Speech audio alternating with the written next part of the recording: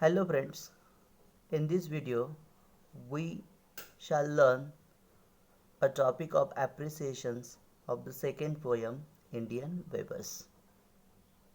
While writing an appreciations we have to cover the 6 point in which the first point about the poem, poet and title. Second point theme, summary. Third point language and poetic devices used by the poet in the poems. Fourth points special features and novelties and focusing elements in the poems. Fifth point message, morals that we get from the poems. And the last point your opinion, your view about the poem. Let us take answer of these questions. Indian Weavers is a short poem written by a renowned Indian poetess Sarojini Naidu. She is called the Indian Nightingale in India. Second point theme, summary of the poem. The poetess highlights the craft and the skill of the weavers. She speaks about the three important stages in man's life, such as birth, marriage and death. की या पोएम्समध्ये कवीने कला आणि कौशल्य वेवरचे याला महत्त्व दिलेले आहे. कवीने माणसाच्या आयुष्यातले 3 महत्त्वाचे स्टेजेस हे सांगितलेले आहे, ते म्हणजेच बर्थ, मॅरेज आणि डेथ. बर्थ म्हणजेच की त्या मुलाचं असणारं बालपण, त्यानंतर त्याचं असणारं तारुण्य आणि सगळ्यात शेवटचा महत्त्वाचा भाग म्हणजे death. Birth, marriage and death are the inevitable part of man's life. तर माणसाच्या जीवनातले हे अपरिहार्य भाग आहे. विच आर अनअवॉइडेबल, की या गोष्टी आपण टाळू शकत नाही. Birth and death are natural, की जन्म आणि मृत्यू या गोष्टी नैसर्गिक आहे. She relates them to a different colours of the garment. हे सर्व प्रसंग तिने वेगवेगळ्या कलरशी, कपड्यांचे असणारे वेगवेगळे कलर यांच्याशी जोडलेले आहे. And different times of the day, आणि दिवसाचा असणारा वेगवेगळा कालावधी. The weavers weave a blue cloth for a newborn baby, की वेवर सकाळी लहान मुलासाठी निळा ड्रेस विणत आहे.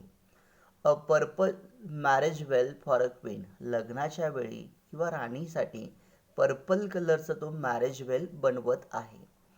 A white funeral shroud for a dead man in the night, आणि माणूस मृत्यू पावतो त्यावेळेस माणसासाठी पांढरा असणारा तो कपडा बनवत आहे.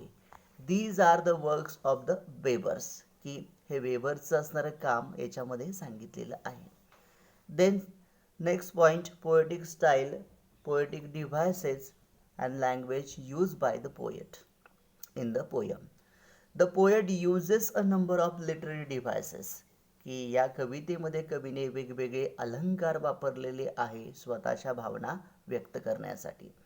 The poet uses a number of literary devices to express her ideas, की या अलंकाराच्या मदतीने कवीने आपल्या भावना व्यक्त केल्या. त्या अलंकाराची नावं simile, alliterations, imagery and metaphor. The poem has the rhyme scheme of A A B B, या कवितेची असणारी rhyming scheme A A B B या स्वरूपात आहे. या कवितेमध्ये 3 स्टांजा आहे आणि प्रत्येक स्टांजामध्ये 4 ओळी आहे.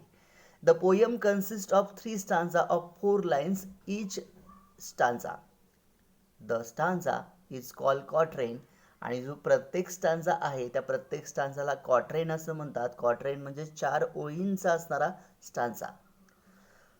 अबोव ऑल, याशिवाय the poet uses a pictorial images, तर कवीने याच्यामध्ये पिक्टोरियल इमेजेस वापरलेले आहे to create a picture in the mind of the reader, की वाचकांच्या मनामध्ये वाचल्याबरोबर वेगवेगळी चित्र किंवा वेगवेगळे इमेजेस निर्माण होतात. Then The special features and focusing elements. The poet has painted the picture of Indian weavers. तर कवीने इंडियन वेवर्सचं चित्र यामध्ये रेखाटलेलं आहे. त्याचसोबत माणसाचं आयुष्य हे वेगवेगळ्या स्तरामध्ये ज्याप्रमाणे आहे तोही भाग कवीने याच्यामध्ये सांगितलेला आहे. The poet used imagery to describe the three stages of human's life from birth stage to marital stage and finally towards the death stage by using different colors of the garment. या व्यतिरिक्त it is a discussions between the poet and the weavers. की ही कविता म्हणजेच या दोघांचं असणारं संभाषण म्हणजे कवी आणि Indian weavers. Apart from that, the poet asked a questions to the weaver. की कवी वेवर्सला प्रश्न विचारतो and the weavers replied the answer. आणि वेवर्स त्या ठिकाणी the weavers gave response to the questions asked by the poet. की कवीने विचारलेला जो प्रश्न आहे त्याचं उत्तर देण्याचा प्रयत्न करतो. Next point, the message and morals in the poem. की या कवितेमधून मिळालेला संदेश, हा संदेश the weavers labour continuously from morning till night. तर सकाळपासून संध्याकाळपर्यंत हा इंडियन वेवर्स काम करतो. And their attitude affects the kinds of the work that they produce. की त्यांचा असणारा दृष्टिकोनाचा त्याच्या कामावरती नक्कीच परिणाम होतो. The poet has link the stages of man's life with the garment. आणि कवीने माणसाच्या जीवनाचे असणारे स्टेजेस हे गारमेंट सोबत लिंक केलेले आहे किंवा याचा संबंध जोडलेला आहे. या पोयम संबंधी असणारा आपलं ओपिनियन म्हणजेच इंग्रजीमध्ये your opinion about the poem. This poem is very simple enough to understand the readers. की ही पोयम वाचकांसाठी सहज आणि सोपी आहे. It appeals us so much. ही आपल्याला अपील करते to give us the message. आणि आपल्याला एक संदेश सांगते. The life stages with different colours at the different times of the days. वेगवेगळ्या टाईमला वेगवेगळे असणारे गारमेंट्स आणि माणसाचे असणारे वेगवेगळे आयुष्यातले स्टेजेस यांचा संबंध कवीने याच्यामध्ये सांगितलेला आहे. यासोबतच life and death are inevitable part of human lifes. They are unavoidable things, so we cannot avoid the moment of the death. Such message that we get from the poems. I hope you will understand the appreciations of the second poem, Indian Weavers. Thank you very much.